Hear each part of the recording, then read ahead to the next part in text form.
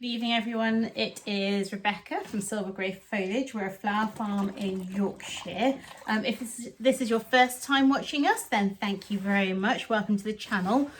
Do subscribe using the bell icon at the top. If you do that, then you'll see new content when it comes up and keep up to date with what we're doing across the year.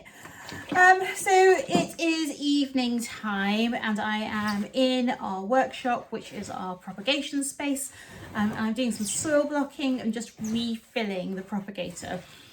And recently I've spent an awful lot of time just doing things one by one. They've had to do that just to make sure that I get through everything on the list and to make sure that I don't miss anything else. So that's been really good for me and it's helped me to stay on track and follow the plan that I've made. But to be honest, I'm getting a bit bored of listening to my own thoughts. So this evening I am in the workshop, I am soil blocking, which is actually not what I'm going to talk to you about this evening, because everybody talks to you about soil blocking. So I'm not going to talk to you about soil blocking. I will do at some point, but I'm not going to do it today. And I thought I would just do a video whilst I do this and see how it goes. What I really thought I would talk to you about today is how I choose what we're going to grow. Because there are so many flowers out there. So many flowers. And also so many flowers that are good for cutting and so many things that we can get distracted by when we see other people growing them. So I really thought I'd talk to you about how I decide what we're going to grow here at Silver Grey Foliage. So the first thing to think about is it really comes in three parts. For me, the first part is, what do I love to grow? Okay, I'm going to break it down. The second part is not necessarily what I love to grow, but what do my customers love to have in their vases or to put in their bouquets for their customers. Okay, and the third part is what grows well for us. Okay, so those are the three things that go into every decision that I make when I'm thinking about growing flowers. So let's just think about this kind of productively. What do I love to grow? Well, I love things that are interesting in texture and interesting in shape. I love flowers that have got interesting colours. I love flowers that have got a really good stem. Now, a good stem doesn't mean that it has to be chunky. It means that it has to be sturdy. So if you get a good stem of something like phlox, it's actually not particularly chunky, but when you hold it between your fingers, it feels lovely and strong. For me, that's a good stem. You can also get that same good stem on something like a pansy. Now, the reason I like a good stem is because there's a really good chance, if you've got a good stem, that a flower will do well when it travels. It will do well in a bouquet, it will hold well for my customers, no matter what my customers do with their flowers. And then there's also a really good chance that it's going to dry. So you'll notice that I really like flowers and foliage as well that have more than one purpose. I get a bit fed up when you grow something and it's one and done. Interestingly, despite that, we are growing stocks this year. And this is the first year we're growing stocks. And the reason that we're growing stocks this year is because I think they're a beautiful flower. They smell gorgeous. They have a lovely shape. I like spire-shaped flowers. And so we grow a lot of spires across the season. Snaps. Lupins are new for this year as well. They're a really good one. I really like a lupin. And lots of sparry type things. So we are doing stocks for the first time and they are a one and done, but for me, I've decided this year that they're worth it because of their scent and because of their seasonality. So actually we won't grow stocks throughout the year. We'll have them hopefully for May, June, possibly early July, and then we'll be done. And the reason for that is because whilst I like them, I think they're a beautiful flower and our customers like them, they're a one and done. So they take up quite a lot of space for a flower that you're just going to pull out and then there's nothing else going in its place. Okay, so things that I like to grow. So you'll have learned that I like things that have multi-purpose and I personally like spirey shapes. What do you like? And you really have to think about that. What do you like to grow? Because actually, I think it's reasonable to argue the way that locally grown flowers are, that if you specialise and you just grow one thing really, really well, you become known for it, that could actually be your business in and of itself. Just a thought. Okay. So what do I like to grow? That's number one. Number two is, what do my customers like? Bear with me a second. Okay, so the reason it's important to know what my customers like is that in reality, there is absolutely no purpose to me growing 1,000,001 sunflowers if what my customers want at that time of the year. So sunflowers are available from kind of early July through till kind of October if you successionally grow them. But if my customers want zinnias, there is no purpose whatsoever to me growing sunflowers. That stands to reason, doesn't it? So that really goes back to those of you who have got our planner, thinking about who your customers are. You really need to know who you are selling to. So I know that I sell a lot to florists, and I have two types of florists. We sell to shop florists, and we also sell to wedding and events florists, and they want different types of flowers. So I have to think about both of those groups when I'm thinking about what I sow. Okay. The second thing that I have to think about, or the third thing really, the people who are not florists. So we do some DIY weddings, and we do some retail bouquets and bunches, and we do a little bit, and I do mean a little bit, we do a little bit of funeral work. And again, my customers in those groups want something different. They're definitely, and I think this is really interesting, they're not comparing us to the supermarket. So again, you need to think about, if you're doing retail work, whether your customers want flowers that are similar to what they can buy in a supermarket, or of a similar sort of standard or size, or whether they're after something a little bit different. And our customers are definitely after something a little bit different, which means that I can grow for them something that might be more similar to what I grow for our shop florists. Because again, our shop florists are by and large interested in something that's a bit different because they're bored. The wholesale market in general, coming from Holland, is good, and it provides them with lots of standard things, but standard is the operative. Please forgive me if you hear any random squeaking in the background. It is not mice. My wellies could desperately do with a new insole, so every time I walk, they're letting out a tiny squeak, which does indeed sound like there are mice in the background, but I promise you that there aren't. So there you go. I was talking about what our customers want. So I was talking about our customers in terms of florists and what different florists might need for their work. I was talking to you about our retail customers and what they might want to see in their gift bouquets or in their subscription bunches.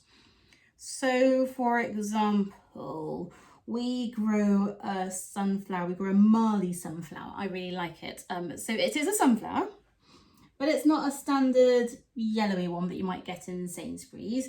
It is two-tone, it opens slowly, it's got a bit, in fact it's three-tone, it's a bit yellow, a bit red, a bit brown, it's interesting. So our shop florists like it, good. Our retail customers like it, perfect. And interestingly, so do our events florists, and they like it because it gives that tonality. So what they're not after kind of flat palettes. They, you know, if a bride wants kind of burgundies and kind of autumnal colours, a little bit of yellow in there, and I do like yellow, helps to get those colours to stand out. So I'm thinking about that tonal palette rather than just a particular flat colour on its own. So thinking about those tones and shades when we're choosing what we grow is also part of it. But I'll talk about colour another day. Obviously, Auntie and I had a hilarious conversation about colour not so long ago, but I won't talk about that now. It's too easy for me to diversify as I'm talking. And I also need to make sure as I'm sowing these seeds that I'm putting some in every single soil block here. I tell you, I'm really not a fan of this sun blocking look, but it is allowing us to fit more into the limited space that we have. Okay, so we've talked about what I like to grow because it's important. I have to be stimulated. I have to enjoy this work because that's why we've set up a business, to do something that we enjoy, not just something that earns us a living. Okay, the third part was things that grow well for us. I think this is a really interesting one. So this year we are growing fewer dahlia. I'll let you into a secret. We are growing fewer dahlia. And that's not because we don't have good soil, because we do. We have great soil. It's not because we don't have the right environment. because actually we've got good soil, it's really well enriched, and it's really sunny. Good. It's because our access to water is limited, and I know that they like sunshine, they like good rich soil, and they like water. And because we find that so difficult, I find it difficult to produce good enough dahlia at a regular enough interval. So we can produce beautiful dahlia, but not enough of them to satisfy our customers because our water supply is not good enough. So we are growing fewer dahlia, not because I don't like them, but because they are difficult for us to grow. And again, not because our customers won't have them, because they absolutely would. But if I can't grow them, it really doesn't make a difference whether they want them or not. The quality won't be good enough. And if the quality isn't good enough, I don't want to be selling it. Okay, so those are 3 criteria that I think about when I am choosing what we grow.